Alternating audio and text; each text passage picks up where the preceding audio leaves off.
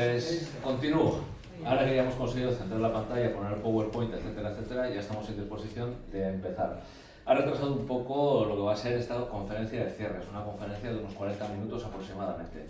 Porque hay dos personas aquí, que son José Mari Leclerc, a quien ya conocéis de la conferencia anterior y demás conferencias probablemente, y otro es Juan Pérez Foncea, que es autor de varias novelas históricas y que bueno, pues también ha sido tan amable de venir aquí a ilustrarnos sobre el tema y a responder a vuestras preguntas. Yo lo que voy a hacer con esto es lo que os estaba diciendo antes de que se resolviese y no se resolviese el problema técnico, que ya disculparéis. Por cierto, muchas gracias al Club Cantábrico. No es el Club Cantábrico el que tiene que dar gracias a Héroes de Cavite, sino a la inversa, que nos han proporcionado ya por cuarta vez un espacio en el centro de San Sebastián magnífico, pues, para poder dar estas conferencias. Y entonces, pues bueno, lo que os estaba diciendo es que existe una leyenda negra, en efecto. Es una leyenda negra creada contra los españoles. Hay una leyenda negra creada por los españoles. Eso se pasa muchas veces por alto. Y hay una leyenda rosa creada por los enemigos de España. Primero los italianos, por la cuestión de los aragoneses en Nápoles, en el reino de Nápoles, etc. Luego por los holandeses, que se rebelan contra la autoridad legítima de su soberano, que es el soberano Austria, es Carlos V, Felipe II, Felipe III, etc. Y finalmente pues hay una leyenda negra que efectivamente llega hasta 1808 y, como vamos a ver en esta conferencia, en esta breve conferencia, más allá todavía. Es un mecanismo muy sutil, muy agresivo, se está sufriendo todavía hoy. Se piensa que la leyenda negra es algo, bueno, me comentaban Julián Juderías, efectivamente, magnífico libro de Julián Juderías, escrito ya hace más de 100 años, y no paró ahí el tema siguió, el tema continúa y todavía hoy día sigue continuando. Y cuando lleguemos al final, como digo, de este breve introito, para que luego se abra un pequeño debate en el cual pues, puedan participar otros conferenciantes que han estado aquí, como es el caso de José Mari Leclerc, o bien otros novelistas que han escrito novelas sobre la contraarmada, o bien sobre la participación española en la guerra de independencia de Estados Unidos, que es un tema que se va a poner candente a lo largo del año que viene, porque se cumplen los 250 años de la independencia de Estados Unidos. Hecho milagroso, parece ser, en el cual, oh sorpresa, tuvieron que ver mucho los españoles. Bueno, vamos a ver. No tuvieron mucho que ver por una sencilla razón, porque existe una leyenda rosa anglosajona y porque existe una leyenda negra autóctona española y otra generada como la otra cara de la moneda de esa leyenda rosa anglosajona. Si hay una leyenda rosa anglosajona, automáticamente tiene que haber una leyenda negra española. De todo eso vamos a hablar. Las consecuencias de la Invencible efectivamente se pueden prolongar hasta 1808 y, como digo, incluso hasta el siglo XXI. Eso es lo que vamos a ver ahora fundamentalmente. Bueno, lo que nos ha traído aquí ha sido unas excavaciones arqueológicas en el puerto de Pasajes, en la bahía, en la que apareció unos cañones, una quilla.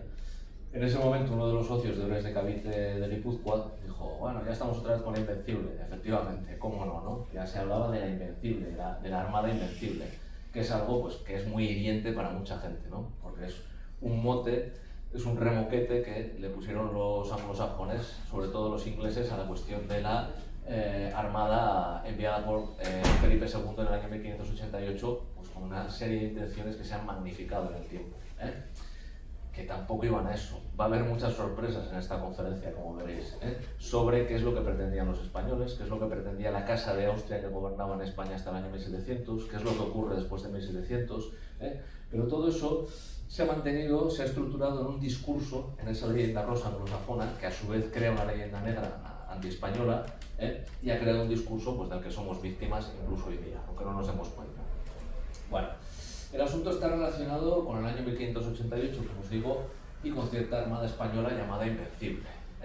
Tenemos ahí un cuadro, ya habló algo de esto Luis Gorrochategui en la primera conferencia,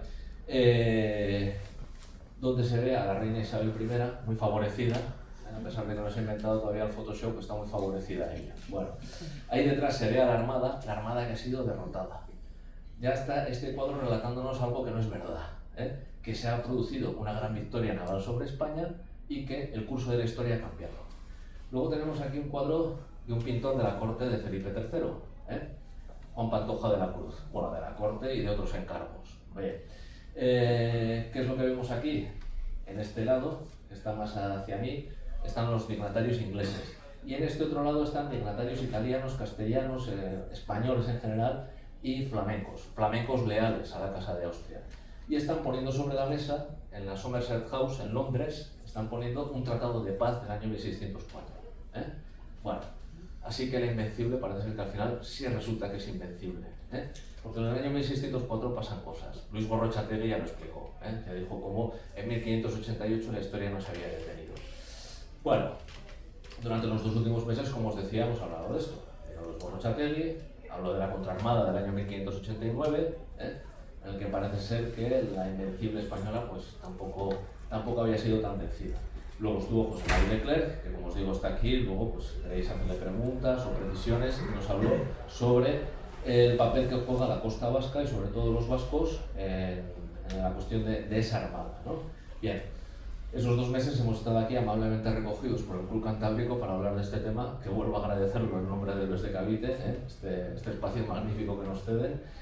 Y bueno, pues hemos seguido con este ciclo hasta ahora. Y ahora, antes de terminar, sí que es verdad que yo tendría que explicar cómo en los carteles yo aparecía como doctor en Historia Contemporánea, ¿eh? Luis Gorrochategui aparecía como historiador y escritor, creo recordar, y José María Leclerc aparecía también como historiador y arqueólogo, si me equivoco, creo que te pusimos, bueno, y yo porque aparecía como doctor en Historia Contemporánea. Bueno, pues ahora lo explico.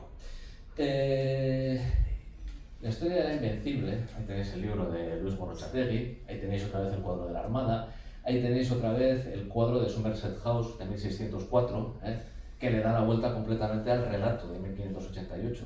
En 1604, ese relato del otro cuadro de 1588 no vale para nada, vale para tirarlo a la basura, porque quien ha ganado finalmente la guerra, como decía el libro de Luis Gorrochategui, es España.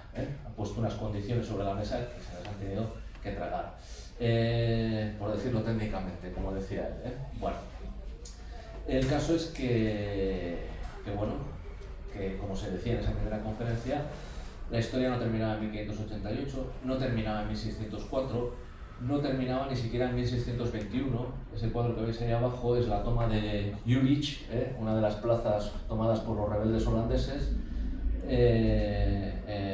que luego es arrebatada nuevamente por los españoles y es lo que representa el cuadro, en 1610. Bueno, posterior a eso hay una tregua en 1621, y vuelve a empezar la guerra con los rebeldes holandeses.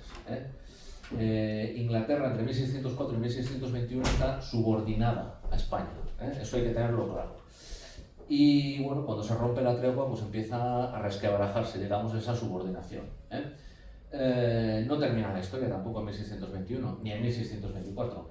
El capitán Alatriste os lo he puesto porque en 1623 viene el casus belli, y lo narra en la novela. En este aspecto, pues bueno, sí es histórica la novela del capitán Alatriste. En otros aspectos ya daría para otras conferencias.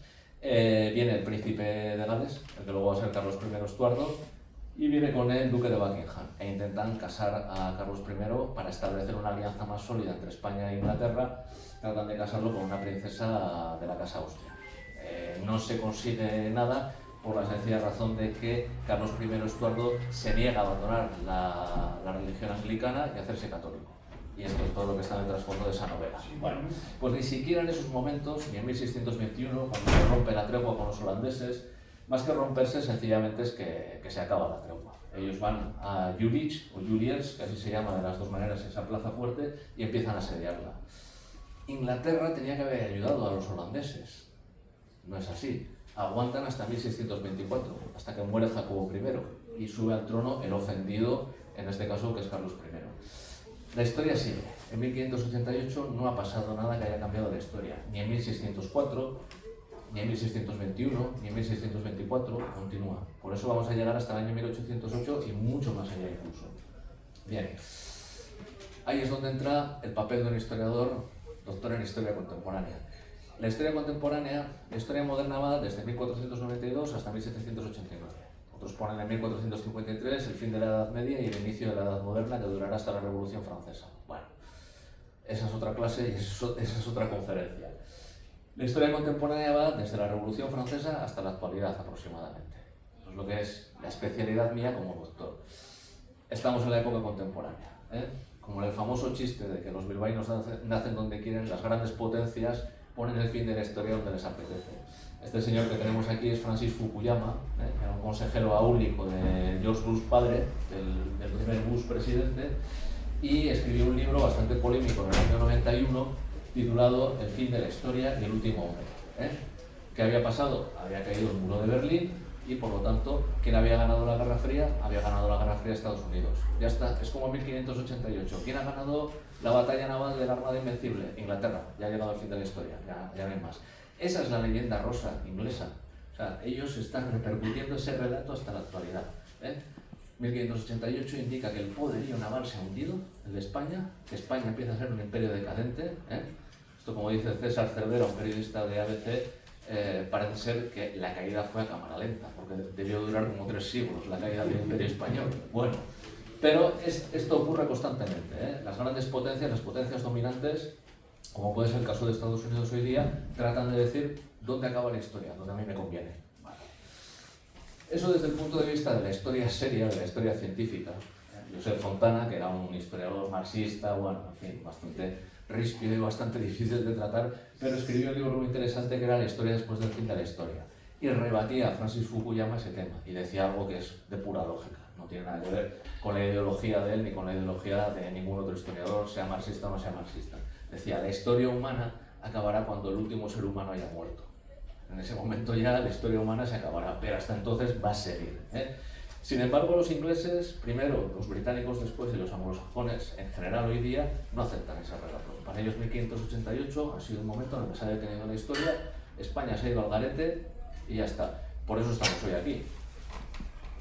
Bien, he aquí las pruebas al canto. Año 2007, historia contemporánea. Por eso está aquí un doctor en historia contemporánea para explicar estas cosas. Se oye bien, ¿no? Hasta el fondo. Vale, bueno. En 2007, este señor, que es hindú, o sea, es decir, es un antiguo vasallo de la corona británica, hoy ya son independientes, pero se han independizado de alguna manera. En la película Elizabeth, la Edad de Oro, que es la segunda parte de una primera película sobre la reina Isabel de Inglaterra, en el año 2007, vuelvo a repetir, es una cuestión de historia contemporánea, es decir, de hoy día, coge y hace pues, un panegírico de esto que os estoy contando, sencillamente una leyenda rosa en la cual 1588 es la victoria sobre los malvados españoles, malvados, retrógrados, atrasados, salvajes, etcétera, etcétera, todo lo que se ocurra decir, toda esa sensación que tenéis cuando salís al extranjero y os miran por encima del hombro, etcétera, todo eso viene de aquí. Y el relato está tan incardinado en la mente de los anglosajones, o de los que han sido conquistados o aculturados por los anglosajones, que incluso un hindú, pues bueno, ha asumido eso y ha andado proyectando por el mundo entero. Esta película ha tenido una gran proyección en todo el mundo, contando esa historia que es completamente falsa. Luis Gorrochategui se nos venía un poco arriba aquí diciendo, bueno, la reina, tal. Aquí se miente descaradamente en esta película. Se dice, por ejemplo, hay una escena en la cual la reina virgen sale y dice, bueno, mis súbditos católicos, no los voy a molestar para nada, no, que va, solo los voy a meter en la Torre de Londres, los voy a torturar, etcétera, etcétera, les voy a pedir que abjuren. Sin embargo, con toda la cara dura del mundo, en el año 2007 te presentan a Isabel como una avanzada de la tolerancia religiosa, cosa que no existía en aquella época, era muy peligrosa la tolerancia. Ahora mismo, por ejemplo, se está hablando de la expulsión de los moriscos en el reinado de Felipe III. Fue un genocidio. Yo me avergüenzo porque hay incluso historiadores que están dando clase en universidades y en colegios públicos y están diciendo esto por redes sociales. Genocidio, sencillamente se cogió a gente que era una quinta columna del Imperio Otomano en la costa levantina española y se desechó. Ahí no se gaseó a nadie ni se mató a nadie, pero bueno, la leyenda rosa y la leyenda negra han llegado a tal punto que cualquier cosa absurda vale. Pero bueno, pues vale. Así que, en fin, la cosa llega hasta 1588, hasta 1808, y como diría un famoso personaje de una película de dibujos animados, y más allá, incluso todavía. Bueno, y eso es lo que requiere pues, que alguien que conoce bien la historia contemporánea pues, esté aquí como doctor en historia contemporánea para explicarlo. He ahí la razón por la que aparecía en el cartel así. Ya veis que se requiere ayuda técnica. Bueno. El problema con la manipulación es que destruye tanto la historia española como la historia anglosajona, la historia inglesa. Se crea una leyenda rosa, ahí tenéis una escena, por ejemplo, de esa película del año 2007, de Elizabeth, la Edad de Oro, en la que todo es maravilloso, es como un cuento de hadas. Sir Walter Raleigh es un tío guay, se enamora de una de las damas de la corte. La reina es tan buena que a pesar de que está enamorada de Sir Walter Raleigh no le corta la cabeza, ni le hace nada, ni lo manda a la Torre de Londres, le dice, siga usted descubriendo cosas por ahí y siga civilizando pobres gentes subdesarrolladas. Es maravilloso todo. Para los españoles no, los españoles desde la propaganda holandesa ya veis, el duque de Alba se come gente y cosas de estas. Tenéis ahí muy claramente lo que son la leyenda rosa y la leyenda negra. La leyenda rosa anglosajona que necesita a su vez que haya una leyenda negra, y luego aquí tenéis la historia. Qué bien ha ido, la victoria de 1588 ha sido maravilloso.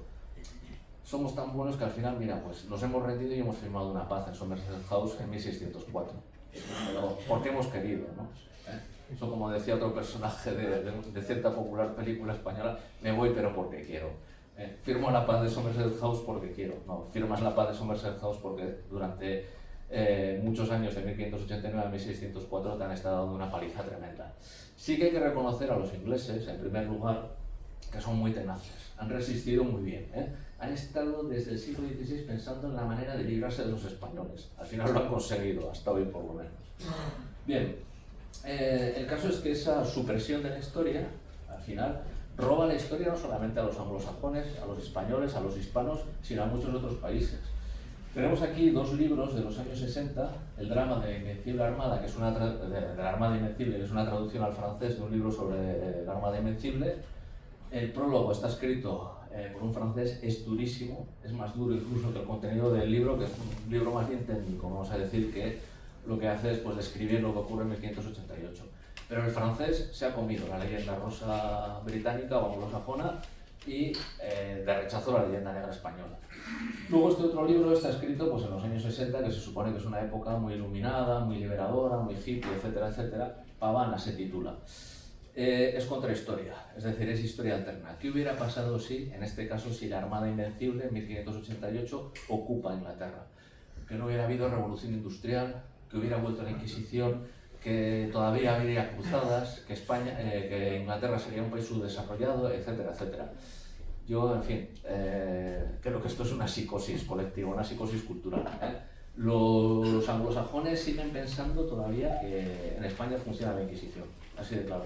Y no es extraño porque estas novelas las lee la gente. Hay mucha gente que no pasa de leer más allá de estas novelas, ni se va a leer una novela española, por supuesto, histórica, ni se va a leer, o peor todavía, hay novelas históricas españolas que, en fin, mejor que se hubiesen quedado en casa. Yo algunas he visto en Londres que me entraron sudores fríos al verlas en algunas librerías del centro de Londres. No van a pasar de ahí. Esta novela escrita no hace ni 60 años, está en la mente de mucha gente. Y esta es la cuestión. Los españoles son una especie de fanáticos, como se ve en la película de 2007. La corte de Inglaterra es la corte de Gloriana, la reina de las hadas. Toda la propaganda y el culto de la personalidad a la reina Isabel empieza en esa época, se va desarrollando y, como ves, llega desde el año 1588 hasta 1968. Es ahora, Bueno. En fin, vamos a empezar a sorprendernos un poco, ¿no? Bueno, José María Leclerc nos hablaba en la conferencia anterior de la participación de vascos, de guipuzcoanos, sobre todo de Donostiarras, en lo que había sido la Armada Invencible. Para que veáis cómo se deforman los hechos históricos. Nos hablaba de Miguel de Oquendo, que había estado comandando precisamente algunas de las naves. Luego sale lo de la excavación en pasajes, la Santa Ana, etcétera, las quillas y todo esto que están relacionadas con Miguel de Oquendo. Él ya nos lo explicó muy bien todo esto, ¿no? El caso es que, según el relato rosa legendario de los anglosajones, no debería haber continuado la historia. En 1588, Miguel de Oquendo, el primer Miguel de Oquendo, fracasa.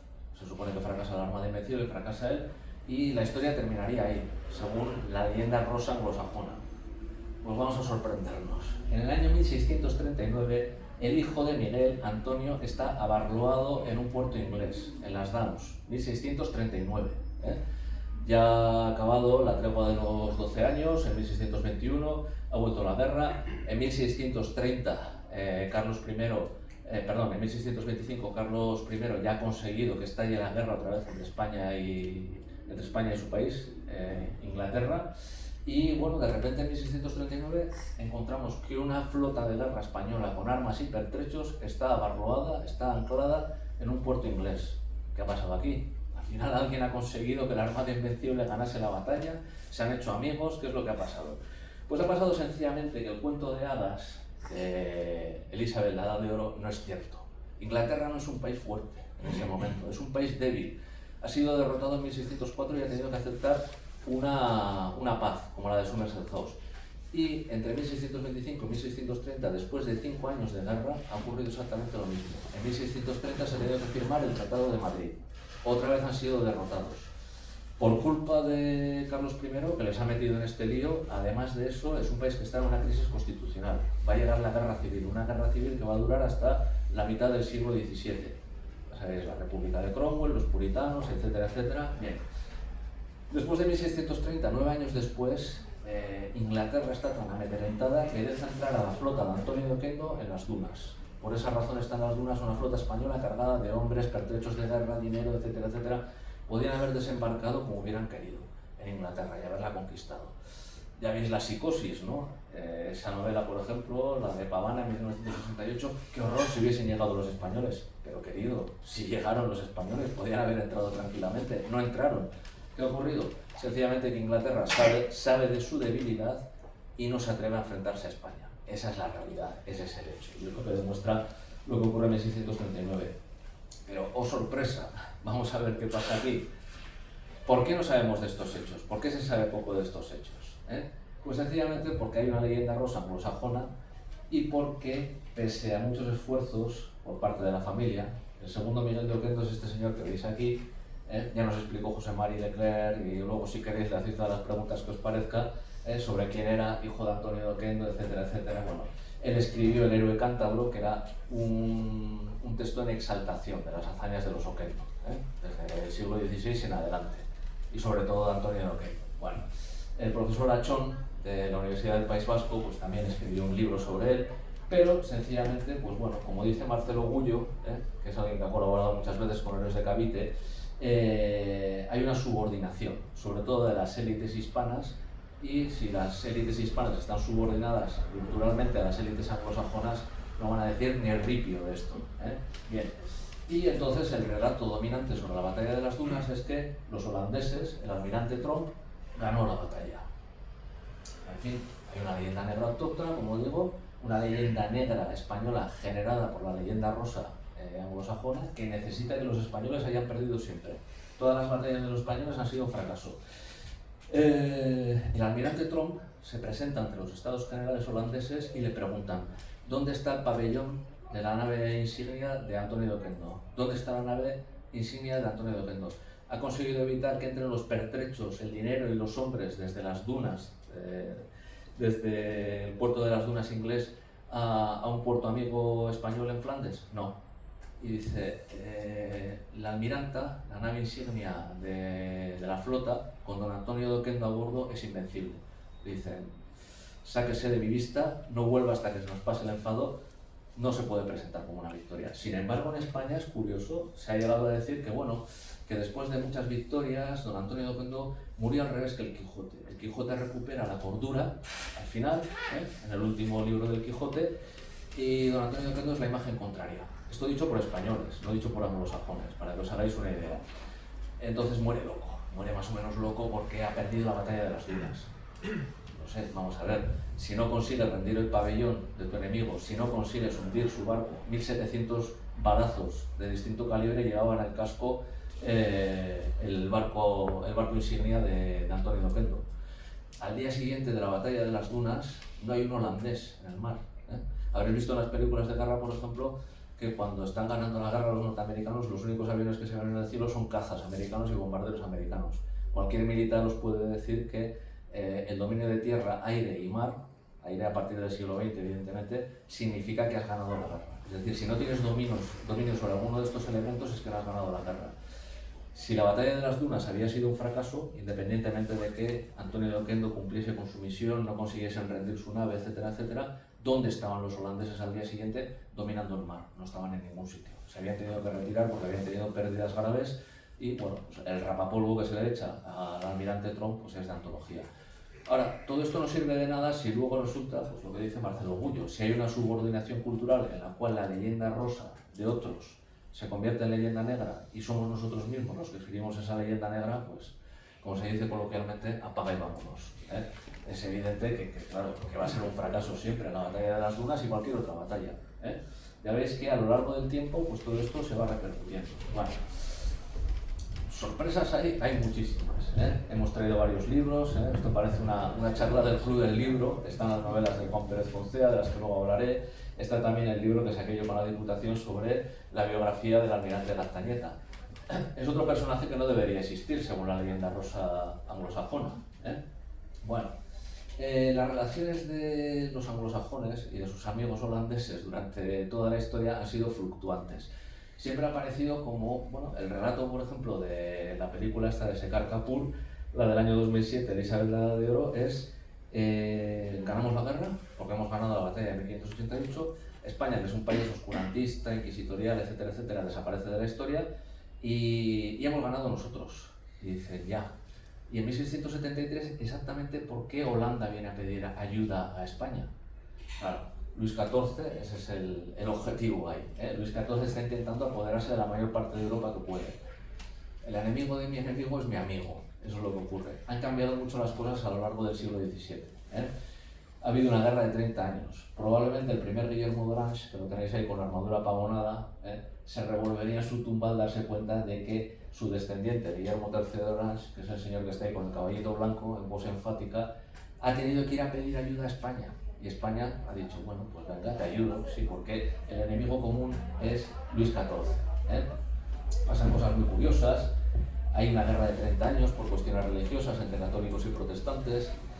Al final, veis ahí ese cuadro de Gerard Terborch. Es un personaje muy interesante de la pintura barroca. Eso nunca ocurrió en realidad. Es la firma del Tratado de Münster que pone fin a la guerra de religión de 30 años entre protestantes y católicos. Está la Inmaculada Concepción presidiendo la escena. En fin, es una escena muy simbólica. Están los delegados protestantes jurando como los Boy Scouts, con los dedos así. Los católicos están jurando pues, a su manera católica. En fin, el caso es que se ve mal la guerra. Han sufrido tanto durante la guerra de 30 años que empieza a haber cierta tolerancia religiosa. Ahora sí. Y bueno, pues eso significa que el patentado principio del enemigo de mi enemigo es mi amigo. Si Luis XIV es ahora el problema, arrumbamos un poco lo que son nuestras diferencias religiosas y nos unimos. Y ahí es donde entra la vida de Antonio de Gaztañeta, que es un ingeniero naval de primer orden. Escribió El arte de fabricar reales. Es un manual que no tienen los holandeses, por ejemplo. Esta imagen que veis aquí es del zar Pedro I. El zar Pedro I intenta modernizar Rusia, lo consigue de aquella manera, parece ser que todavía no les ha salido muy bien la jugada, en ello están, y comenta uno de sus biógrafos, Robert K. Massey, que fue a aprender a los astilleros de Zaandam, de Holanda, cómo se fabricaban navíos modernos, y les preguntó, ¿y dónde está el manual? Y le dijeron, no, aquí se hace todo a ojo de buen cubero. Ya veis lo que ocurre, ¿no?, con estos temas. España es un país atrasado, España es un país que no vale para la técnica, no vale para la ciencia, etcétera, etcétera, etcétera. Resulta que los holandeses trabajan a ojo de buen cubero y es un ingeniero naval vasco, español, como Gaztañeta, el que escribe El arte de fabricar reales. Pues ahí está.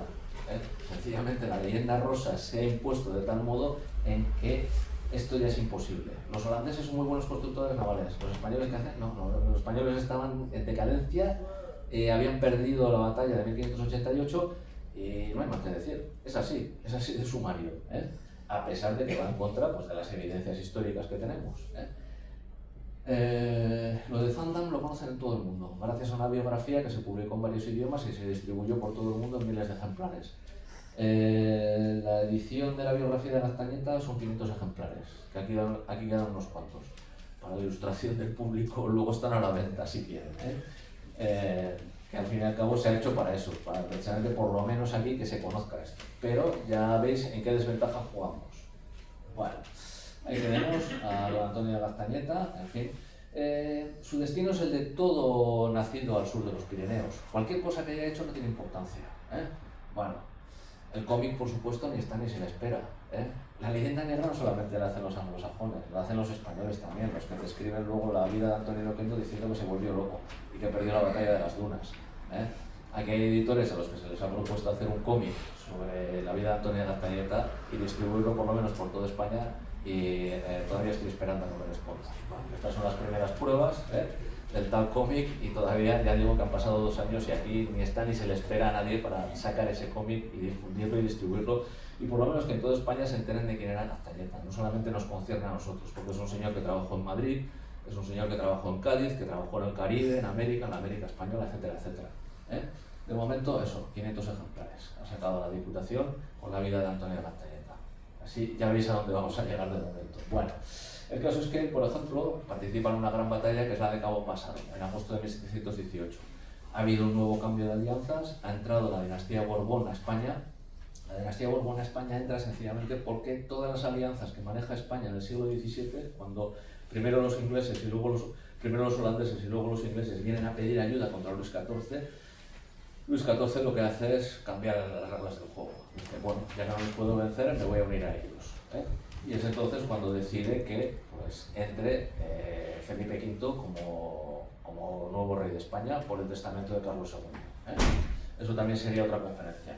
Bueno, el caso es que han cambiado las alianzas, ahora vuelve a luchar España contra los holandeses, contra los ingleses, etcétera, etcétera, y Antonio de Gastañeta, como fiel y leal súbdito del nuevo rey, él acepta el testamento de Carlos II, combate contra ellos. En Cabo Pásaro ataca sin previo aviso la armada inglesa y durante más de 3 horas está resistiendo contra 3 navíos, es lo que se ve en el cuadro, el Real San Felipe, que es la nave insignia de Gastañeta, una de las diseñadas por su método de construir reales, por su método de construir naves. Bueno, en el cómic ya veis, es un auténtico desastre, él acaba herido, se le intima la rendición, se le manda un burlote, un barco incendiario, dice que no se rinde, etc. La mayor parte de la tripulación está muerta, bueno, pues todas esas cosas, ¿no? Es un hombre de ciencia, es un hombre que trae los primeros microscopios, que son esos cacharritos que veis ahí, son una especie de plaquita, investiga en Holanda, investiga en muchos sitios, como digo, lo que llamaríamos hoy día un hombre de ciencia, pero desconocido completamente. Ya digo, la leyenda rosa y la leyenda negra están muy incardinadas en la mente de todos y hay gente sencillamente que no se atreve ni a levantar la cabeza, que cuando se le propone sacar esto a la luz, la baja. Bueno, esto es así y hay que decirlo también, si no, no estaríamos aquí hablando de estas cosas. La batalla de Cabo Pásaro pues, es una batalla que se pierde heroicamente, lo dan incluso por muerto a Gastañeta, luego resulta que no está muerto, solo está herido. Bueno, y ahí viene otra vez la leyenda rosa anglosajona. En el libro, por ejemplo, yo describo cómo después de la batalla de Cabo Pásaro llega la venganza. Si cogemos el cine de Hollywood, en el cine de Hollywood el héroe ha tenido una gran pérdida, ha sufrido una gran humillación, pero luego se venga al final. Antes de poner el The End, en los títulos de crédito de la película, el héroe consigue superar ese momento. Bueno, pues resulta que la vida de Gastañeta supera la ficción porque efectivamente en 1727 hay otra guerra entre ingleses, ya británicos y españoles. Bloquean el puerto de Portobelo, que es la mayor feria comercial que tienen los españoles en América. No solamente se robó el oro, como dicen algunos iluminados ahora, sino que se creó un gran emporio comercial, en fin, unas transacciones comerciales de grandísima riqueza que se quedaban en parte en América, en parte en España y en parte en el resto de Europa. Bueno, ahí están los ingleses dispuestos a bloquear Portobelo. La última misión que se le da a Gastañeta es precisamente levantar ese bloqueo y consigue levantar ese bloqueo y burlar nada menos que a 3 almirantes ingleses, a Hosier, del cual no hay cuadro, por eso he puesto eso, que es un panfleto que se hizo en memoria suya. Eso lo manejan muy bien, los panfletos, las películas y todas estas cosas, y los cómics y demás, los anglosajones lo manejan a la perfección. Si no lo hay, se lo inventan. Hobson, que es este, y Waver. Y estos 3 intentan bloquear Portobelo, intentan fastidiar esa gran feria comercial americana organizada por los españoles, que la organizaban pues eso, cada X tiempo pues para intercambiar productos, etc. Ya ves que ahí la leyenda negra tampoco coincide con la realidad. Bueno, y lo burla por medio de las matemáticas, del arte de navegar. Él había escrito un libro que es El norte de navegación. Como os digo, era un hombre de ciencia también, aparte de ser capitán de mar y guerra. Y otra vez, ¿quién sabe del norte de navegación? Pues no sé, yo calculo que lo sabrán como 300 personas que tienen el libro, si es que hay 300 personas que hayan tenido este libro y se lo hayan leído. Sin embargo, de Jack Aubrey, un personaje de ficción anglosajón, sí que sabemos, tiene mucha pericia marinera, como dice su piloto de derrota. Es él el que tiene la pericia marinera, el personaje de ficción. El personaje real español, ese no existe. Leyenda negra, leyenda rosa, ya está todo dicho, no hay más que decir. Bueno, el caso, la realidad es que Gran Bretaña, con mucha tenacidad, pues va a resistir durante muchísimo tiempo a los españoles. La realidad es que ellos están combatiendo constantemente a los españoles a ver si pueden, ¿no? Bueno, una de las novelas que ha escrito uno de nuestros invitados, creo que fue la primera histórica, me parece, Juan Pérez Mocea, Celebre del Caribe, dedicada a Blas de Lezo, que lo veis, una bonita figurita de plomo. La resistencia en Cartagena de Indias, evidentemente, el objetivo pues, era ocupar territorios españoles, desplazar a los españoles de América y bueno, pues sustituirlos, por así decirlo, ¿no? La verdad es que no es nada más que una batalla de muchas que se combaten durante esa guerra, ¿eh? Es la más conocida, pero hay otras pues, incluso más cercanas a nosotros, no hace falta irse a Cartagena de Indias. En La Concha, el 29 de mayo de 1743, una de las pocas escuadras que le queda a Inglaterra, dirigida por un señor que ya estaba para jubilarse, muy anciano, da la sensación de que tiene medios muy precarios, que es este señor que está aquí, muy favorecido también en el cuadro, y es Sir John Balchen. Es un almirante de segunda, tercera categoría, un señor que ya está pues, bastante mayor, y se le envía a ver si puede entrar en San Sebastián, ya que no hemos podido entrar en Cartagena de Indias, a ver si podemos entrar en San Sebastián, por lo menos. Bueno, se llama arrebato a la milicia, todos los hombres de 18 a 65 años que habían prestado servicio eran llamados en San Sebastián a defender la plaza. Los marinos, pescadores, etcétera, que habían servido en la Armada Española sabían muy bien cómo manejar los cañones, suben al Gul, ponen las baterías en disposición, disparan 2 cañonazos contra una nave que había mandado a explorar la situación Sir John Balchen y dan la vuelta. Pues eso, en Cartagena de Indias se resiste durante varios meses, es una picadora de carne humana, etcétera, etcétera, y en San Sebastián pues hubiera sido lo mismo, pero es que ni siquiera se quieren quedar. Después de 2 cañonazos más o menos, sale la flota, una pequeña escuadra que tenían ahí. Ese es el verdadero poder de Inglaterra. Esto no aparece en ninguna película, ni en ninguna novela de Patrick O'Brien, ni nada por el estilo, pero la realidad histórica es esa. Está El héroe del Caribe, efectivamente, están novelas como la de Juan Pérez Poncea, y está también pues, toda esta cuestión, que los ingleses realmente, los británicos, han estado inflando un relato que no tiene ningún correlato histórico. Es decir, en la historia lo que ocurre es eso. Esto se lo dices a los ingleses y se ponen verdes. No, es que es un hecho, lo siento, amigo. No sabes dónde está San Sebastián siquiera, ya te lo señalo en el mapa. Pues aquí intentasteis entrar en 1743 y salisteis corriendo, después de 2 cañonazos. Es que es muy humillante. Pero 1588 es lo importante. 1743, ¿qué pasó en ese año? Creo que no pasó nada. Bueno, pues pasaron muchas cosas. Aparte de Blas de Lezo, tened en cuenta que hay muchos más personajes. Cuando paséis por delante de la biblioteca de Hondarribia, acordaos del brigadier Gabriel de Zuloaga, otro militar como esos que estáis viendo ahí. Esos son los militares españoles de aquella época, del siglo XVIII. Los militares franceses, ingleses del siglo XVIII, y todos los hemos visto en Barry Lyndon, todos sí, muy bien. ¿Cómo eran los españoles de aquella época? Pues hombre, eran con bigote, llevaban un peto de acero, se hacían así en el bigote, así, se lo retorcían y llevaban un morrión con plumas y tal. Y luego venía detrás un cura que era de la Inquisición y mataba a indios. Es muy ridículo, lo sé, pero es que ese es el relato que está en la cabeza de esta gente. Esa gente es incapaz de imaginarse eso, no saben ni quién es Blas de Lezo. Ahora empiezan a saber algo, pero no saben, por ejemplo, que Gabriel de Zuloaga, otro militar guipuzcoano, y es uno más, O sea, todo el mapa de España está lleno de nombres como esos. Esto os lo pongo de ejemplo para que os hagáis cuenta. Derrota hasta 3 desembarcos ingleses en la costa venezolana. Y así suma y sigue. Benjamin King, el archivo de Simancas, yo ahora estoy trabajando sobre su correspondencia, sobre lo que es la guerra de la oreja de Jenkins o guerra de la sucesión austríaca, que eso es realmente donde está incardinado el episodio de Cartagena de Indias. Es una batalla más de toda esa larga guerra. Tiene mucho miedo este hombre. Es curiosísimo leer sus cartas. Y en las cartas se revela un miedo atroz por parte de los ingleses después de la guerra anterior, en la que ha estado Gaztañeta, como os he explicado. Han tenido que firmar otra vez la paz y se han metido en la guerra de sucesión austríaca.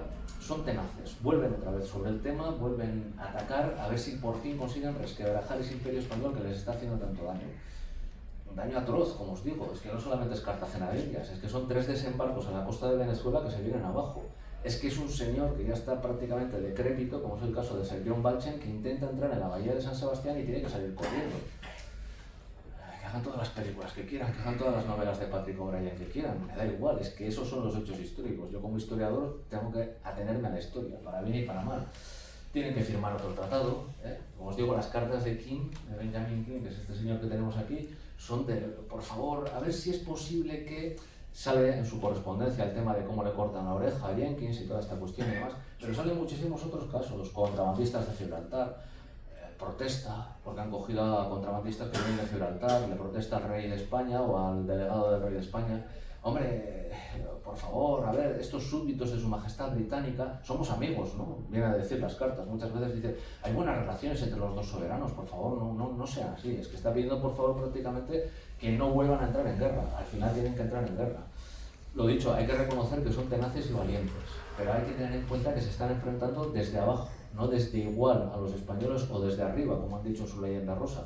Están enfrentándose desde abajo los ingleses durante muchos años, los británicos. La siguiente guerra es de 1756 a 1763. Ahí se pierde. Se pierde, por ejemplo, el Morro, se pierde La Habana. Ahí tenemos otro desconocido, que es Luis de Velasco. Es un capitán cántabro que resiste valientemente y, de hecho, los mismos británicos reconocen cuando toman el Morro pues, la heroica defensa que ha hecho. Es una defensa prácticamente como la de Blas de Lezo, solo que al final pues, pierde.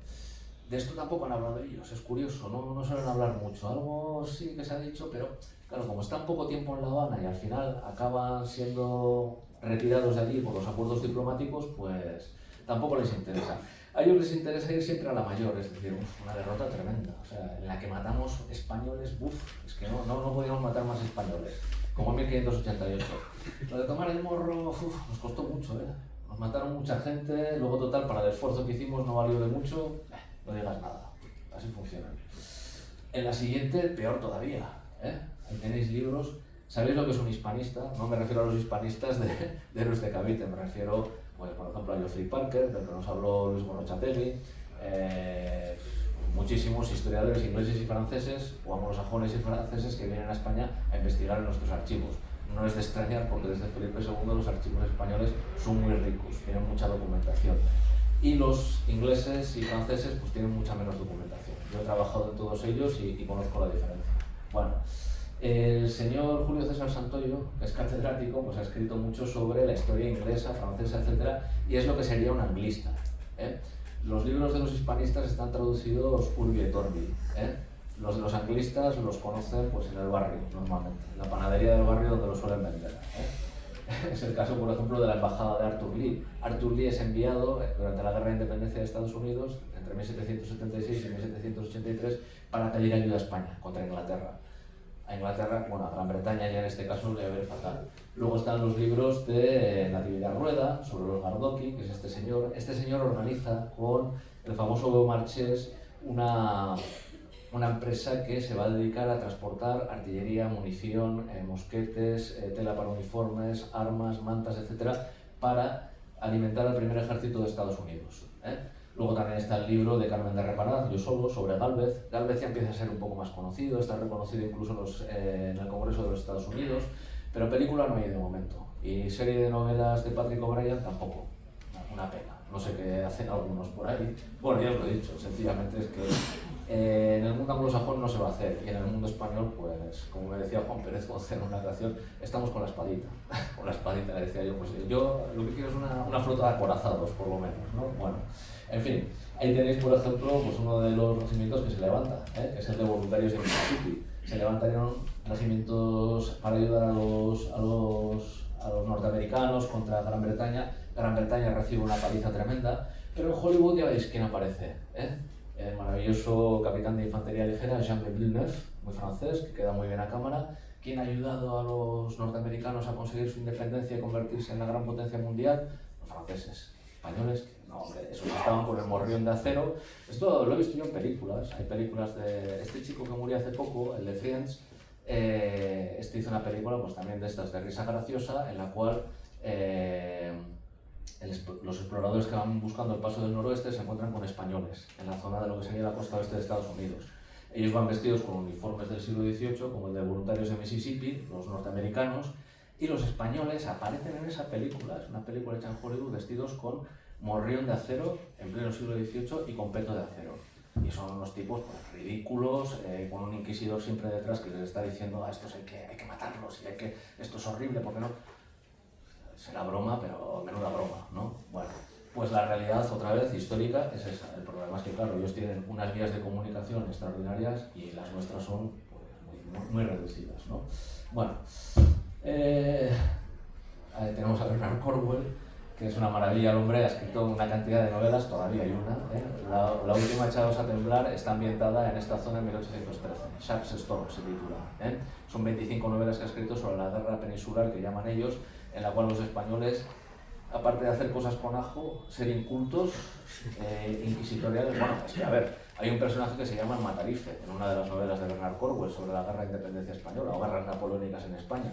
Y el Matarife monta con los prisioneros franceses. Es un señor que va vestido con pieles y que lleva un martillo de Matarife. Y hace corridas de toros con los prisioneros franceses y después de torearlos les da con el mazo en la cabeza y los mata. ¡Qué horror, eh! Bueno, esto se lo ha sacado de la manga de esa chaqueta tan elegante que lleva, y de Savile Row y tal, y así muchísimas otras cosas. En algunas ha mejorado. En El Fuerte, por ejemplo, tiene cariñosas palabras para los españoles. Habla de una gran derrota dentro de lo que son la derrota de los británicos en la guerra de independencia de Estados Unidos. Hay una gran victoria que fue la llamada Expedición Penobscot. De eso habla El Fuerte, ¿eh? De las malas novelas que ha escrito él, en este sentido que os digo, pues esta es bastante buena. Luego tiene otra que es una novela negra ambientada en Londres en la época regencia, El ladrón de la horca, que es bastante buena. Las demás son para tirar por la borda directamente. Bueno, pues en El Fuerte reconoce por fin, algún eco le habrá llegado de que por fin en España estamos levantando la cabeza, ya nos dejamos pisotear, y tiene una frase en la cual dice que, hablan dos británicos evidentemente de cómo está yendo la guerra en las provincias rebeldes en Norteamérica, y dice: esto es por culpa de los hijoputas de los españoles, ¿eh? Lo dice así literalmente, no me lo he inventado yo. Y es cierto, ¿eh? Gracias a que España interviene y ayuda a los insurgentes norteamericanos, pierde la guerra Gran Bretaña. Lo reconocen con la boquita un poco pequeña, pero ya lo van reconociendo. Por parte española, pues hay poca respuesta. Aquí tenéis la novela de Juan Pérez Poncea, la de Fuego en el Mississippi, que ya tiene unos años, ahora ha sido reeditada, y luego ha aparecido la del Español. Esta no la recomiendo, ¿eh? Esta es una novela rosa en la que salen algunos trocitos de lo que hizo España durante la guerra de independencia de Estados Unidos, ¿eh? Así que os recomiendo eso. Luego os venderá la novela Juan Pérez, que para eso está aquí, que amablemente ha venido. Bueno, meter a Bernard Cornwell, para acabar esta conferencia, que ya estoy acabando con ella, pues tiene mucho que ver, porque es que el relato que crea Charles Kingsley, el capellán, que era historiador además de Cambridge, de la Reina Victoria, Rumbo a Poniente. El Rumbo a Poniente, una novela escrita en 1855, se establece como verdad definitiva que España ha sido derrotada en 1588 y que la historia se ha detenido para España en 1588. Es muy absurdo porque luego hay otras novelas. Veis, por ejemplo, una de esas 25 novelas de Richard Sharp es Sharp de Trafalgar. Sharp tampoco se podía perder la batalla de Trafalgar, no faltaba más. Tenían que estar ahí para demostrar que una vez más los españoles en 1588 habían perdido la guerra y se habían quedado detenidos en el tiempo. Esto no me lo estoy inventando yo, es que son los hechos históricos son unos, y los británicos están, a través de su literatura, que se vende por decenas de miles en todo el mundo, están creando un relato alternativo que tiene escaso fundamento histórico. Es verdad que hubo una derrota en 1588, es verdad que hubo un Trafalgar en 1805, pero claro, lo que no se puede hacer es coger ese momento, poner el foco en él y decir: no ha habido antes nada en esa historia, no ha habido un Tratado de Madrid en 1630, no ha habido una derrota en la guerra de independencia de Estados Unidos causada por parte de los españoles, no ha habido una derrota inglesa en 1748 ni en 1741. Ellos ponen el foco en 1588, 1805, han creado ese relato. Es un poco absurdo porque sencillamente, a ver, lo que decía César Cervera, ¿no?, el periodista de ABC, pues caramba, ¿cuánto le cuesta a España morirse, no? Porque si en 1588 hemos liquidado el poderío, es que lo dicen así, el poderío español naval se hunde en 1588. Bueno, luego volvemos en 1805 para rematar. Dice, pues ya se ha costado, pensar que había que rematar a la bestia herida, Entre 1588 y 1805 ha pasado mucho tiempo. Bien, bueno, es que luego resulta que los hechos tampoco coinciden. ¿A qué viene 3 años después Inglaterra, Gran Bretaña, a pedir ayuda a España contra Napoleón? Vamos a ver, esto no tiene ningún sentido. Si en 1588 se ha destruido a España militarmente, ¿por qué hay que volver a destruirla en 1805? ¿Y por qué en 1808 hay que volver a pedir ayuda? ¿Por qué hay que ayudarles en la retirada de 1808-1809, cuando el único ejército británico tiene que huir por Vigo y La Coruña? Aparte de hacer un auténtico destroce mientras se van retirando. Saquean, matan, hacen lo que les da la gana. Esto me decía Luis Gorrochatella que habría que hablar de ello. Bueno, pues ya que no está él hoy, hablo yo. Hay un Dunkerque, de Dunkerque habéis oído hablar, la operación Dínamo, cómo se sacan los británicos. Ellos incluso, algunos historiadores militares suyos, han publicado libros con toda la cara diciendo Dunkerque, una retirada a la victoria. Vale. 1588, nos vemos en La Coruña en 1589, os esperamos allí. Voy a escribir otro libro así, ¿no? Bueno. Ahí tenéis al general Gabriel de Mendizábal de Iraeta, es un general español de carrera, etcétera, etcétera, se pone al frente de las tropas en esa hora aciaga desde la Marcha de la Muerte. En la Marcha de la Muerte en ningún momento aparecen los españoles, ni los generales españoles, ni aparece el Dunkerque de Galicia, donde las tropas británicas, las únicas que le quedan, lo único que tienen para interponerse entre ellos y Napoleón es la Royal Navy, que va a durar lo que va a durar, hasta que no tengan repuestos para... Cualquier marino les puede decir que un barco de esos había que mantenerlo y si no se podía mantener por el bloqueo continental, adiós. En 2-3 años aquello no valía para nada. Si no, veas el caso de la Hermione. Un barco que lo han reconstruido, pero luego el mantenimiento pues es el mantenimiento. Bueno, pues ahí están los españoles, en ese Dunkerque, en Galicia. Ahí está el general Mendizábal. Por supuesto, las imágenes ha habido que crearlas. Ex novo, no existe. Está indicando a los británicos cómo van a ir a Lugo y van a crear una maniobra de distracción para que ellos puedan reembarcar. En los libros anglosajones no aparece. Leyenda rosa que necesita que haya una leyenda negra española. Es decir, que esta parte de la imagen, no exista. Ellos se han salvado ellos solos, han hecho una retirada a la victoria y luego han ganado la guerra ellos solos. ¿Cómo no? En Burgos, en 1812, en octubre, tienen que salir corriendo. Otra vez ocurre lo mismo. La batalla de los Arapiles ha sido el Austerlitz de Wellington. Ha sido una batalla maestra, una batalla que incluso Pérez Galdós le dedica una novela, etc. ¿Qué pasa en 1812? Que intentan poner sitio a la gran plaza que controla la salida hacia Francia, hacia el corazón del imperio, y no lo consiguen, por culpa de Wellington. Wellington se tiene que retirar por la ruta de los puentes volados. Tiene que ir retirándose, pierde 4.000 hombres, y no pierde más gracias una vez más al séptimo ejército español. Otra vez libros españoles están escritos sobre esto, pero la circulación ha sido prácticamente nula. Le ha sido Guardia Fuertes. El general Mendizábal, con el séptimo ejército que controla todo el terreno, desde lo que es la frontera con Asturias actualmente hasta la frontera de Navarra y Aragón, se interpone entre el ejército que está persiguiendo al ejército de Wellington y le protege la retirada. No hay un episodio nacional sobre eso, no hay ninguna novela británica ni anglosajona que lo diga. Y otra vez, esta parte, los húsares de la división Iberia, el general Mendizábal, el séptimo ejército, todo eso tiene que desaparecer. Porque la leyenda rosa anglosajona necesita que haya una leyenda negra española, que es esta también. Todo esto tiene que desaparecer. Eso también es leyenda negra invisible, por así decir. Y bueno, pues aquí termino. Esto es lo que nos ha traído hasta aquí. Esclarecer todas estas cuestiones. No solamente una cuestión de que hubiese habido una armada invencible, que hubiese habido una derrota en el año 1588. Es la vaporización de la historia española, y esto perjudica no solamente a los españoles, sino a los anglosajones. A ellos mismos les están mintiendo sobre su historia, les están creando una historia ficticia, una leyenda rosa que no es real, como espero haber demostrado. Y bueno, pues ni leyenda rosa, ni leyenda negra, ni nada por el estilo. Espero que a partir de aquí hablemos más de historia. Y por mi parte, pues he acabado.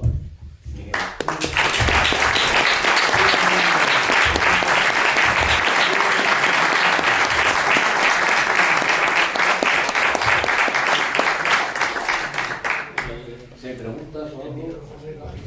El micrófono, la mano está. A ver, aquí. Y José Mari y Juan, si queréis preguntarles a ellos también, aquí está. Si queréis poneros a la luz del público, poneros a la vista pública, pues también vosotros es pertinente vuestra presencia aquí. Yo creo que ya he hablado bastante. ¿Alguna pregunta, alguna cuestión que se quiera hacer para los autores y conferenciantes? ¿Podría decir unas palabras antes? Unas palabras, sí, venga, ya tenemos una pregunta. Solamente quería,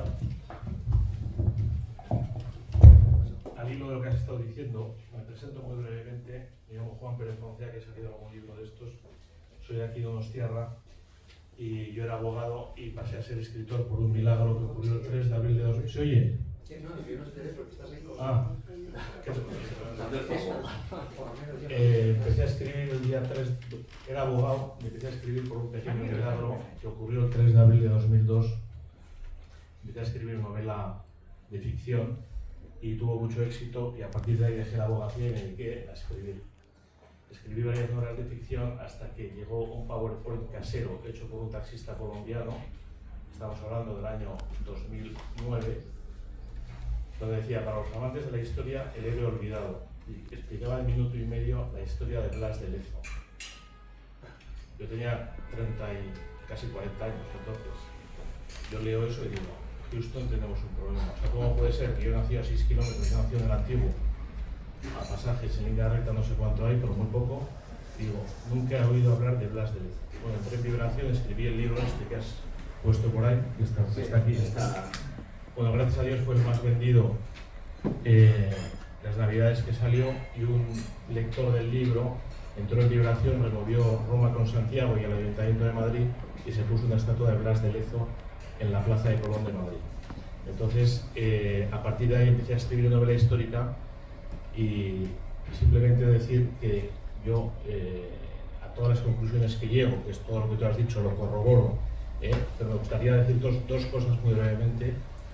Digo, es asombroso, empieza a tirar del hilo y dices: pero es que no hay derecho, como nos han mentido descaradamente y nos siguen mintiendo en nuestra historia.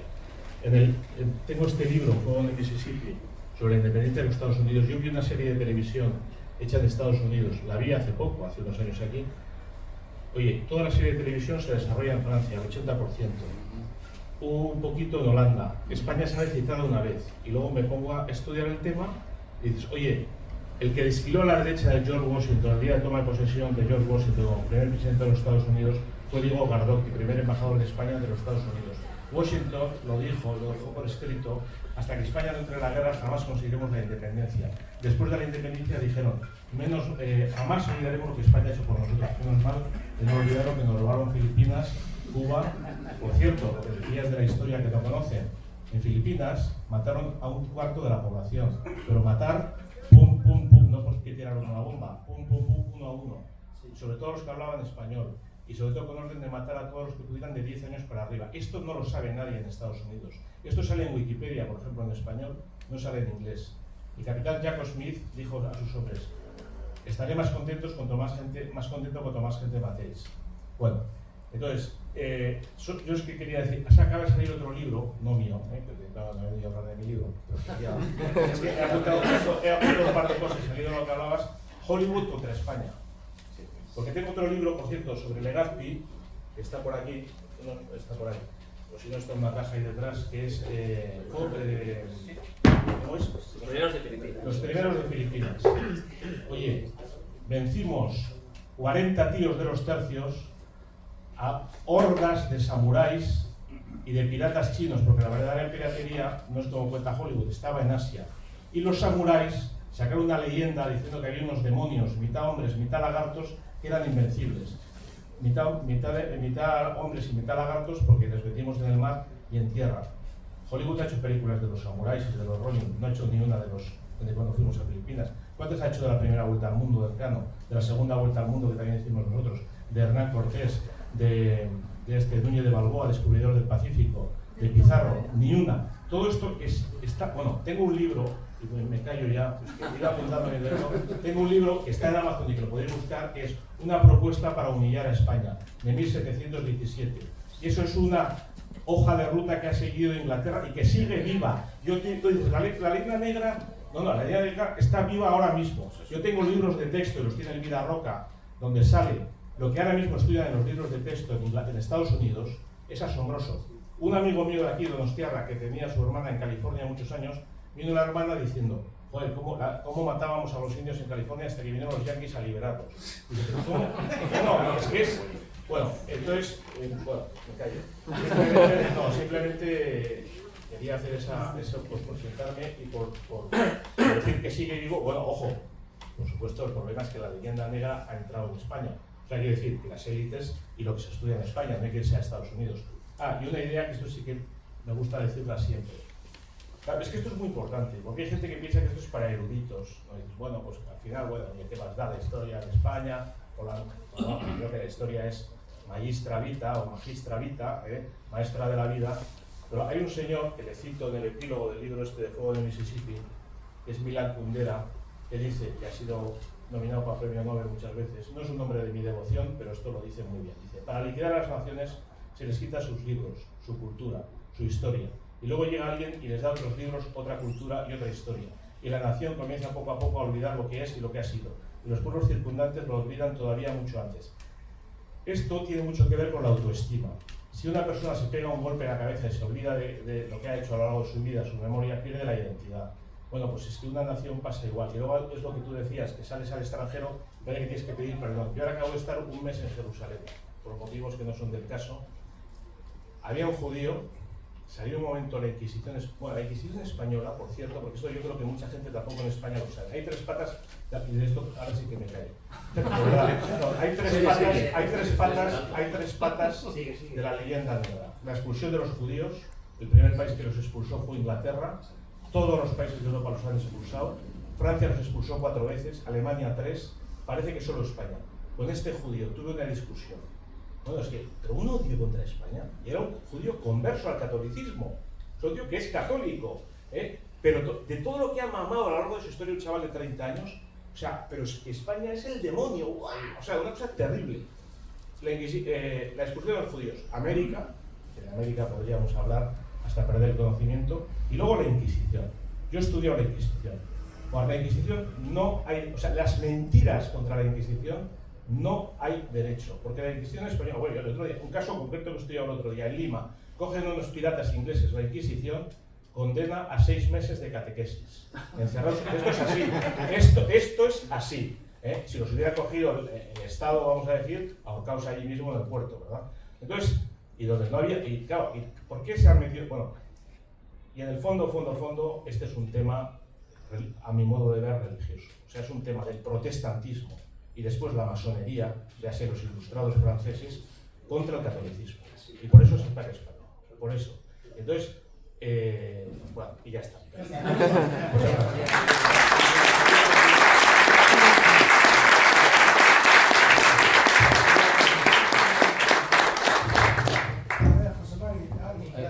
No, había una pregunta ahí. Todos tenemos ya. Por cierto, antes de esto, recordaros. A ver, él no ha venido a hablar de su libro, pero ya hablo yo de su libro por él. Invencibles, que supongo habrás traído bastantes ejemplares, es la novela sobre la contraarmada. La razón de que Juan Pérez Foncea esté de aquí, aparte de las percis que nos ha echado, muy ilustrativo, es que como Luis Borrachategui no podía venir por otra cuestión, bueno, Juan iba a venir de todas maneras, porque le iba a traer la rastra si era necesario, para que hablase de Invencibles. Yo creo que para dar el colofón y el broche de oro a esto, pues tenía que estar quien ha escrito la novela sobre la contraarmada. Si no os habéis leído la contraarmada o os habéis leído la contraarmada de Borrachategui, pues también hay que leer Invencibles de Juan Pérez Foncea. Adelante con la pregunta. Carlos, hablando sobre la leyenda negra, a mí no me preocupa nada ni lo que hablen.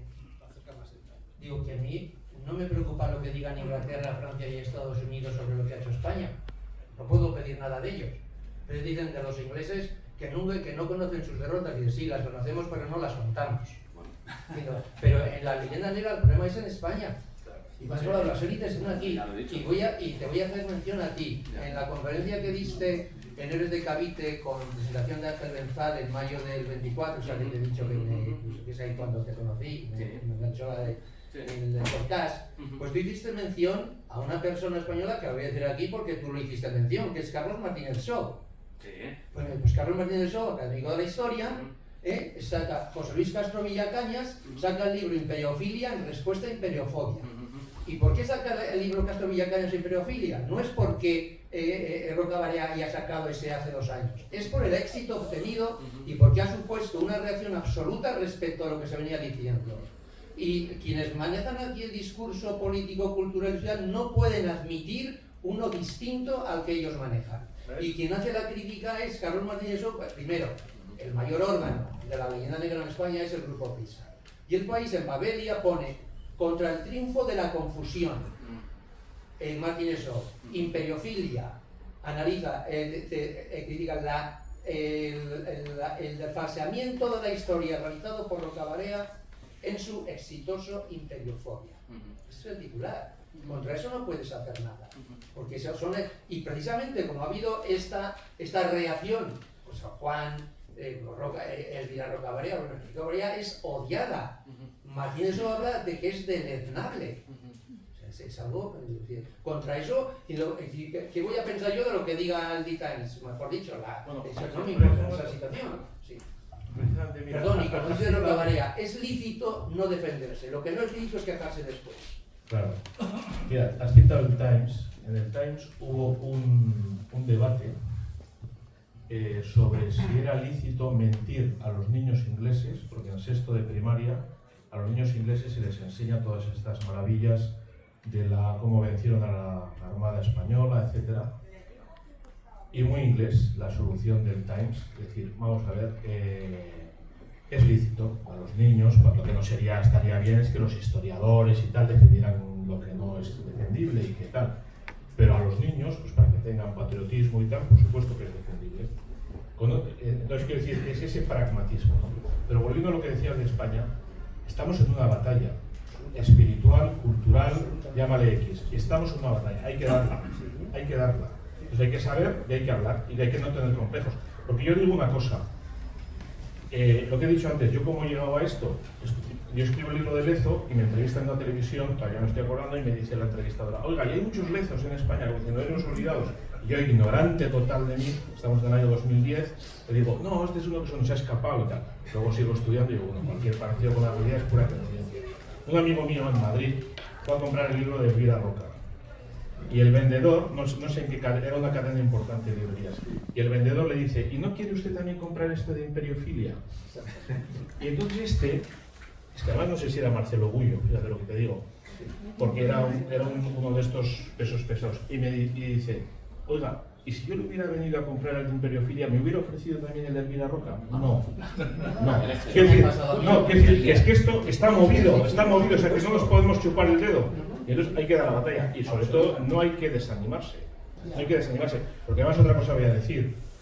Inglaterra, como tú has dicho, prácticamente nunca nos ganó. Entonces, ¿cómo nos han ganado al final? Siguiendo este libro que he dicho, ¿cómo nos han ganado?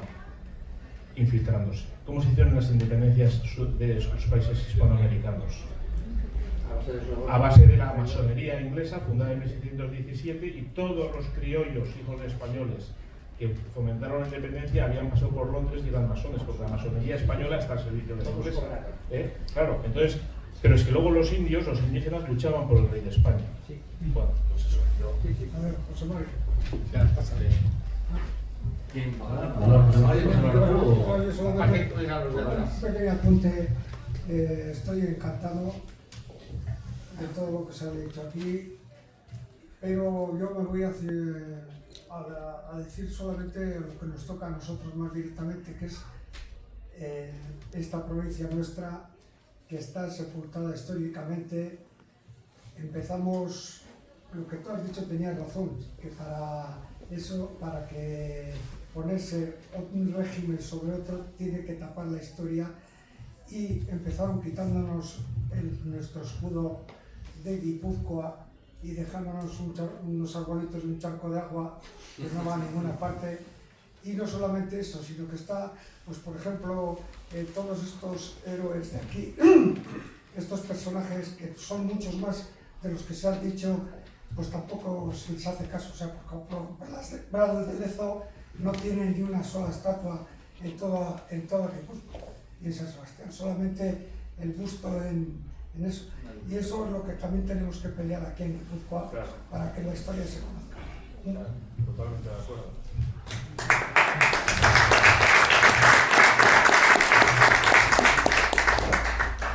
Bueno, pues no sé, más preguntas, a ver por aquí. Vale. Bueno, claro, es que has pintado un panorama un poco desolador, bastante peor de lo que ya sabía, pero es el que hay. Es el que hay, es tan realista que es muy oscuro, ¿no? Entonces, yo creo que el público en general, los historiadores, yo creo que todo el mundo está un poco descolocado sobre cómo luchar contra esta leyenda negra, ¿no? Porque llevamos una desventaja 4 siglos y vamos a pedales y ellos van en avión, ¿no? Más o menos, por hacer el símil.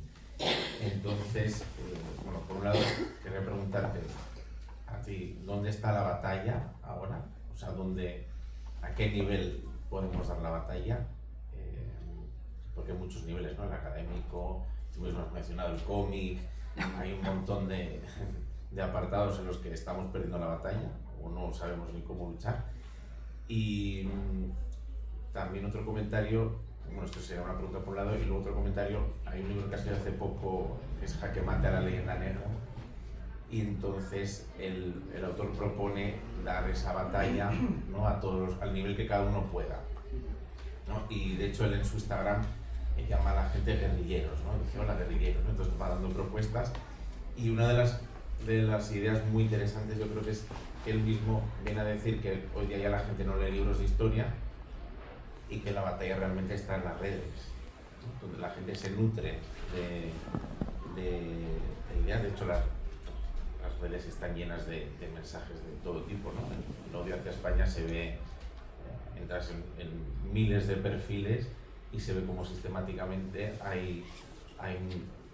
leyenda negra se cuela por todas partes, ¿no? Lo mismo que hasta hace poco pues era el cine, televisión, ahora mismo también cualquier serie de las plataformas, vemos en la última década hay un montón de mensajes que se van colando, ¿no?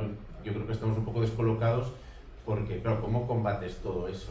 Es que están todos los frentes abiertos y nosotros vamos a pedales, entonces, no sé.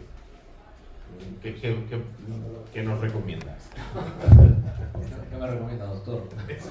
Pues, a ver, no, yo tengo muy claro esto y ya lo he dicho en otras ocasiones y lo vuelvo a decir ahora. A ver, has descrito perfectamente la situación. Yo incluso he hablado contigo, tú tienes experiencia en la City de Londres y sabes cómo funciona. Aquí, evidentemente, Héroes de Cavite ha aparecido hace 5 años. Es por fin decía antes, pues eso, lo que me decía en su momento Juan Pérez Foncea, que decía la espadita, decía no, los acorazados. Creo que se está haciendo precisamente en esto, en Cartagena, donde mejor pues, una flota en serios sobre esto, ¿no?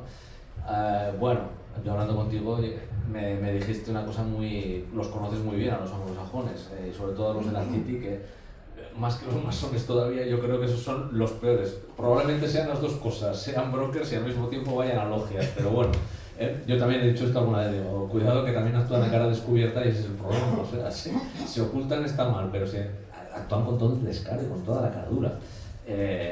Pues bueno, lo que comentábamos, si sería posible, pues realmente está intentando Héroes de Cavite crear una Commonwealth, una riqueza común de los 600 millones de hispanos. Fijaos el poder que eso tiene y el peso que eso tiene.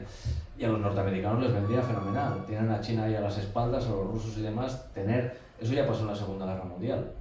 Enseguida empezaron a acercar posturas y demás. Uy, a ver si va a hacer falta que estos amerindios nos echen un cable contra Hitler y todo esto.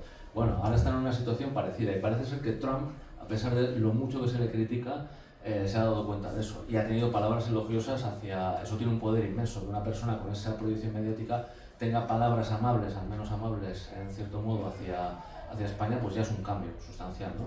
Pero evidentemente recuerdo esa conversación que tuvimos en un momento tú y yo, que decías que a ver si te crees que te van a dejar ellos hacer eso. Luego hay otra frase que cito mucho, que es de una guipuzcoana emigrada que también es socia de Héroes de Cavite y está muy activa en todas estas cosas, ¿no? En lo de la Invencible y demás.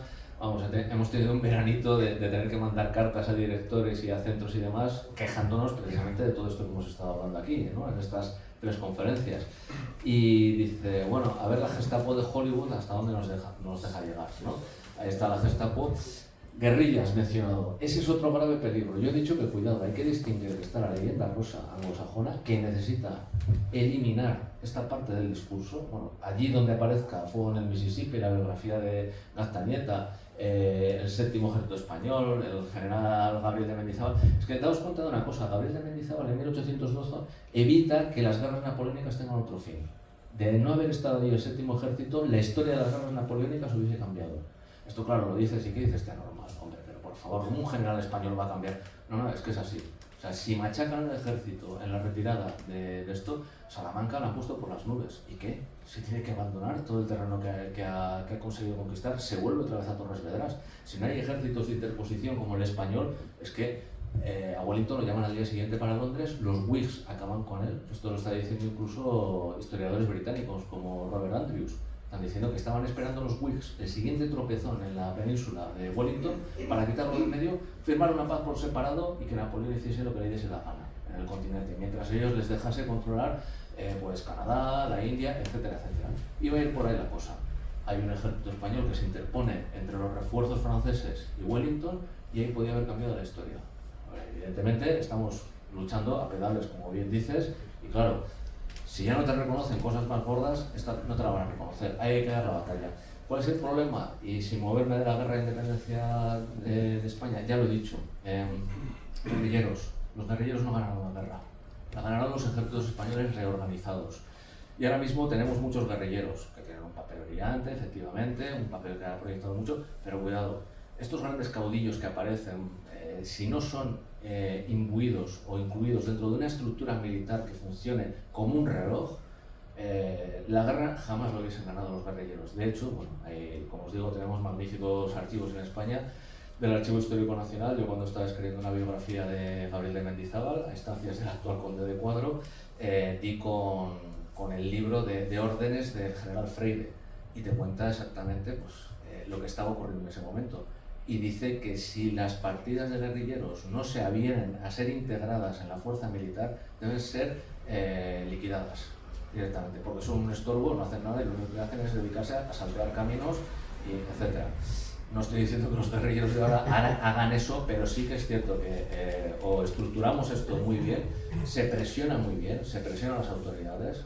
Es vergonzoso lo que hacen desde el Ministerio de Cultura. No sé si entrase otro tipo de partido político a gobernar España, si eso cambiaría o no, pero desde luego hay que hacer una presión constante, organizada. Y bueno, puede sonar muy militarista que lo diga, yo soy civil, no soy especialmente militarista, aunque me dicen mucho, bueno, hablan mucho de la guerra, y digo, sí, es que el 90% de la guerra, el 90% de la historia humana es guerra, yo ya lo siento, pero esto es así, ¿no? Hay que combatir esto con una estructura muy fuerte, muy potente. Está muy bien que aparezcan los empecinados, que aparezcan los curas merinos, etcétera. Sí, está muy bien porque eso es señal de que la nación está viva y está resistiendo.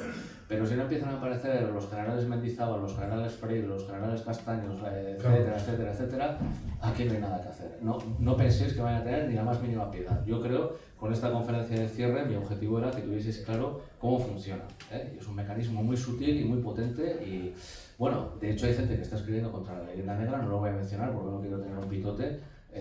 Lo vi el otro día, estaba haciendo las compras en un supermercado en Navarra, en Pamplona, cerca, y bueno, también otro libro contra la leyenda negra, han proliferado mucho y dice, tranquilos, los ingleses no, la anglofobia está mal, porque los anglosajones ahora nos están metiendo con nosotros.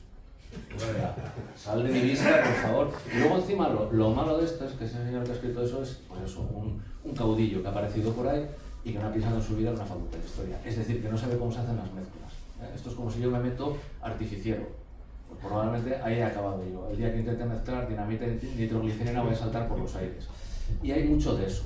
Por desgracia, la guerrilla sí, pero lo que decía Freire, o se integran en la estructura que hemos creado, que nos ha costado muchísimo, o, en fin, va a ser pues eso, para galería de monstruos españoles, Madame Tussauds Londres. Eso es lo que se va a conseguir. Entonces, pues bueno, espero que nuestras conferencias que estamos dando y demás, pues espero que vayamos estructurándonos, por así decirlo. Ese ha sido el objetivo. ¿Hay más preguntas? Si me permites, por dar una nota positiva, no es fácil, pero por dar una nota positiva. En esto que dices, me han llegado ondas de que se está moviendo la CIA para intentar que la lucha contra la leyenda negra española no sea anti-anglosajona. Ya es algo, porque por lo menos dicen, oye, esto está con nuestra fuerza, por lo menos que no vayan contra nosotros. Entonces yo veo algunos, como se dice ahora, brotes verdes. Por ejemplo, están saliendo un montón de cosas como esto, Héroes de Cavite, hace unos años no era lo que es ahora. Como Héroes de Cavite tienes el Foro de Santa Pola y tienes muchas otras iniciativas. Yo ahora estoy invitado, el 24, que es domingo, a un congreso de 4 días en Medina del Campo, reunificacionistas de la hispanidad, y ya se hizo el año pasado en Cartagena de Indias, en Colombia, y este año se hace aquí en Medina del Campo, porque es donde murió Isabel la Católica. Y es una cosa muy potente, o sea, que decir, pensando en eso, bueno, yo pienso que la reunificación de la hispanidad es imposible, pero hacer una especie de Commonwealth o de Unión Europea, o sea, de Unión Hispana, es lo suyo, porque por ejemplo, si quieres hacer un ejército europeo como se habla, y dices, bueno, ¿qué idioma se va a hablar en ese ejército europeo? Pues al final se va a hablar inglés, que es un idioma que no es de la Unión Europea, porque el único país de la Unión Europea ahora mismo que habla inglés es Irlanda, y no es un idioma propio, esto es impuesto por los ingleses. Entonces, en cambio, si se hiciera un ejército hispano, pues ya para empezar hablaríamos todos en español. O sea, que es que eso es una potencia tan grande.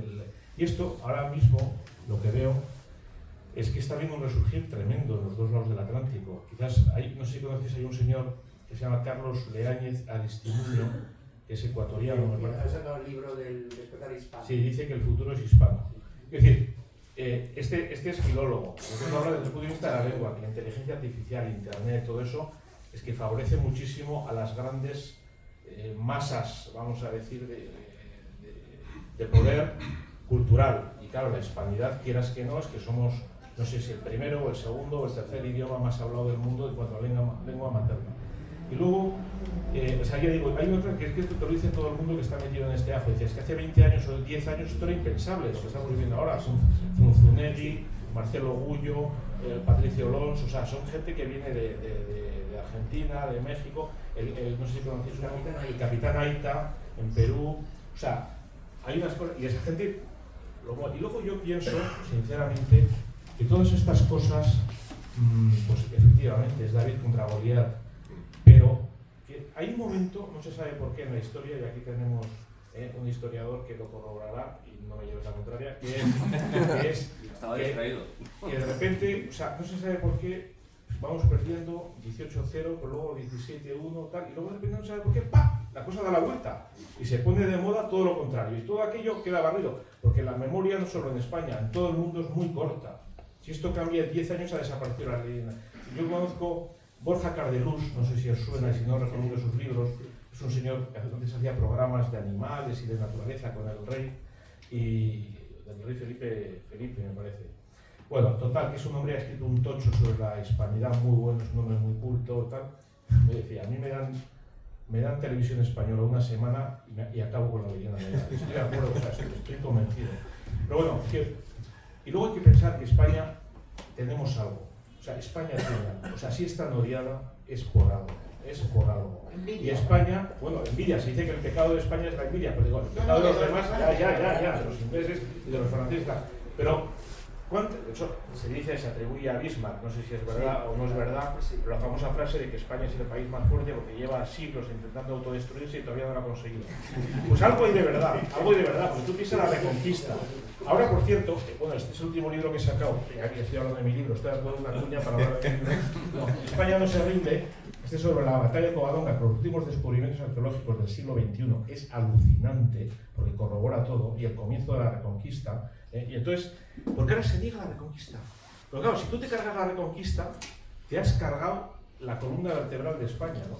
Pero es que eso es ahora. Entonces, pero fíjate que estuvimos 8 siglos, y es que se dice pronto, pero es que 8 siglos, que de esto sí que lo he estudiado y lo sé, y aunque es verdad, no, pero hubo momentos que los cristianos luchaban unidos con los moros, sí, pero hay que ver por qué y en qué momento, y tiene toda su explicación, y no es lo que me quieres hacer ver con eso. Entonces, aquello, no digamos ya nada, durante la guerra civil, durante tantos, bueno, la invasión napoleónica, o sea, tantos momentos, y ahora estamos como estaba Pelayo, vamos, no estamos mejor, pero yo creo que hay esperanza, lo único que quería es que yo sí puedo. Que es José María que está ahí. Para acabar, Sí. pues Hernani, Sí. Hola, poco tengo que añadir. Yo 3 cañones para ganar esta batalla creo que sobran, con uno nos vale. Yo no soy tan optimista en cuanto a los resultados que vamos a ver nosotros. Yo creo que esto es una guerra de larga duración. Es tanto el daño que han hecho, el mal que han metido en nuestro país, que va a ser muy difícil de erradicarlo. A nivel de profesores universitarios, incluso de la ESO, como que se quiere llamar ahora, el adoctrinamiento que están sufriendo nuestros hijos es terriblemente, es repugnante. Yo lo estoy viendo en mi hija en la universidad, cosas que les están diciendo sus profesores, y es que prefiero no saberlo. Prefiero no saberlo, pero ¿y a qué viene esto? Pues no lo sé. Yo creo que hablamos aquí de cambios políticos, hablamos de cómo puede salir esto para adelante. Por supuesto, yo creo que un cambio político sí es necesario, pero el daño sigue produciéndose. Yo lo último que hemos oído todos, que nuestro ministro de Asuntos Exteriores ha pedido perdón, me parece la cosa más deleznable posible. Es un problema muy grave. Cuando hablamos aquí todos de los vascos quieren que, la mayoría de los vascos opinamos que, eso no existe. La mayoría de los vascos no eres tú, ningún partido político es mayoría de los vascos, porque existe el pluralismo. Y el pedir perdón por un colectivo entero ya te autocalifica. Yo creo que es una auténtica mentira histórica lo que ha hecho este señor, totalmente impresentable. ¿Cuánto tardaremos en ver los brotes verdes que dice Juan? Bueno, pero antes tardamos 8 siglos. Hay tiempo, tenemos tiempo, pero el daño es muy, muy grande. Yo hace poco tiempo he visto una serie televisiva, La Reina Serpiente, sobre la reina Catalina de Médici, la reina francesa, enemiga total, completa de los españoles. Y es que se te abren las carnes, ya terminas tomándotelo en plan risas, con ironía, ¿no? Cómo presentan a los españoles, en este caso a nuestro gran rey Felipe II, el rey prudente por algo será, porque prudente antes de empezar con esta armada llamada Invencible. La terminología de la armada es el jornada, eso es lo que encuentro. Lo de Invencible y todo eso es muy posterior, por supuesto, y nace donde nace. Pero nos presentan a este rey prudente que estuvo 20 años aguantando las piraterías de la reina pirática, como dice Luis Gorochategui. Nos lo presentan como un degenerado sexual, introvertido, que va con su padre a visitar a la corte francesa, y ya cuando está en su apogeo de delirio, recibe una coz de un caballo en el momento en que lo estaba sodomizando. Y eso, el poder que tiene la filmografía anglosajona, es tan importante que ningún libro del amigo Juan, ni mío, ni de nadie, va a poder tener esa proyección sobre el público. Son novelas, son series que se ven en toda Europa, en todas las cadenas, en todos los medios. Va a ser muy difícil.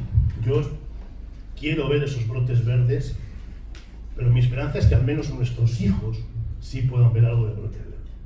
Pero la labor de todos, ahí entramos todos, no solamente los historiadores y los investigadores. Todos tenemos que ayudar a transmitir este mensaje a nuestros conocidos. Yo terminé mi conferencia con una viñeta de los sarcófagos, y al final el último sarcófago, en vez de ser una figura humana perfecta, es un monigote pintado en 4 trazos. Es la tumba del que hacía los sarcófagos. No ha transmitido su legado, su historia. Esa es la labor de todos.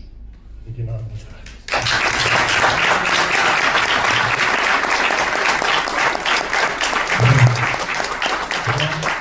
Para finalizar, yo en nombre del Club Cantábrico darles a todos las gracias por su presencia aquí esta tarde-noche. Dar las gracias a amigos del Cavite por toda la ayuda en estas conferencias, y en especial dar las gracias a Luis, que no está aquí, José Mari y Carlos, que se ha incorporado Juan, y animarles a que compren los libros, que para eso están ahí, para eso se han traído, además son baratos. Son baratos. Y yo no sé si, Carlos, si sigue el tema de la excursión, ¿hay sitio todavía? Ya está hecho. Ya está llena. Sí, Vale. íbamos a hacer con amigos del Museo de San Telmo, solemos hacer viajes, y se había propuesto uno que al final ha salido para este sábado. No sé si igual, si os pasáis por algún viajes en José María Salaverría, alguna plaza creo que queda. Y vamos a visitar precisamente, porque claro, también lo que ha dicho José Mari, tenemos que romper un poco fronteras y demás, ¿no? Este caballero que ha salido aquí, Velasco, yo estuve en un homenaje a él, a pesar de que yo soy de aquí, aunque vivo bastante tiempo en Cantabria. Pero gran parte de la labor de las cañetas se desarrolló en una población al lado de Santander, en Astillero. De hecho, Astillero lo crea él. Y vamos a ver eso precisamente, toda esa gran ingeniería naval que creó. Entonces, pues bueno, ahí se va a hacer ese viaje, desde luego. Ya digo que ahora que estamos a jueves, no sé si para el sábado quedaría alguna, no sé, si queréis pasar por algún viaje, pues pasad.